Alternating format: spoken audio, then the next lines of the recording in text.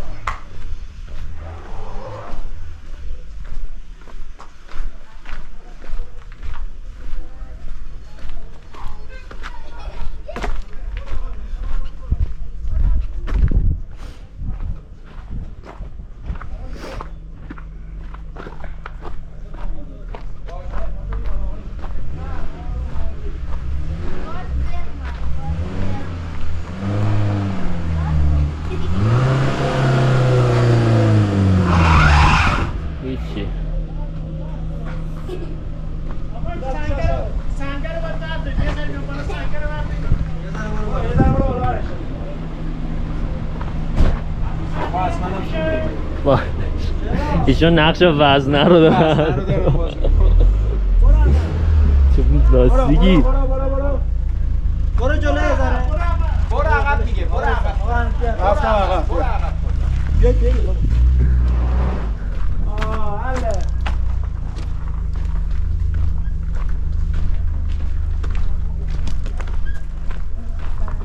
مراقب باش.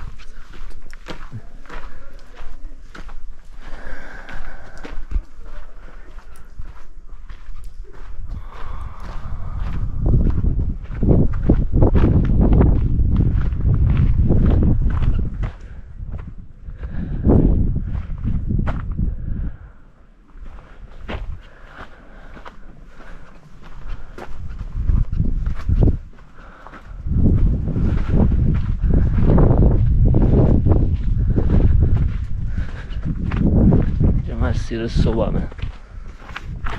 صبح یعنی مسیر اول حرکتم. بعد ظهرم که اومدم بیرون دقیقا از همین گذر رو عبور کردم.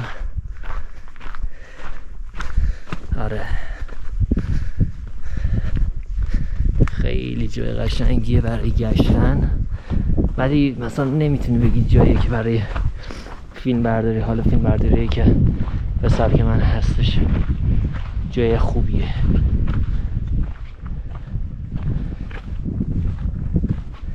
ولی برای همینجوری که بگردی فیلم بگیری با مردم ارتباط بگیری که بسیار زیباییه.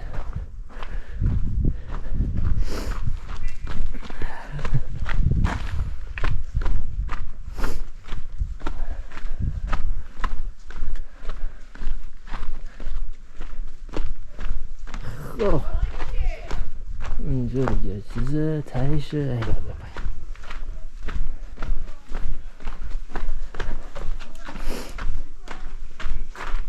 یا خدا کجا بریم؟ کجا بریم ایلا ببینیم کجا میرسیم.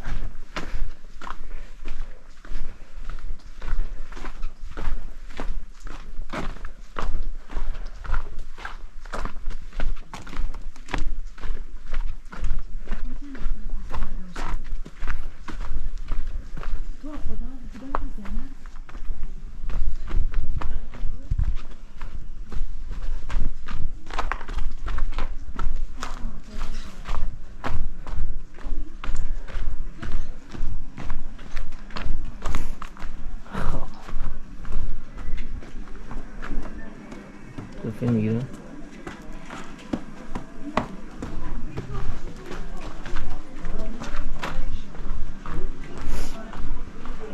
کافی شاپه.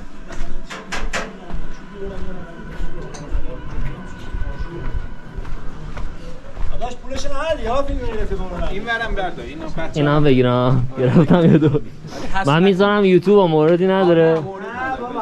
دمت گرم. بگو بس ما از داریم در قله شرکت می‌کنیم. بگو دمت گرم.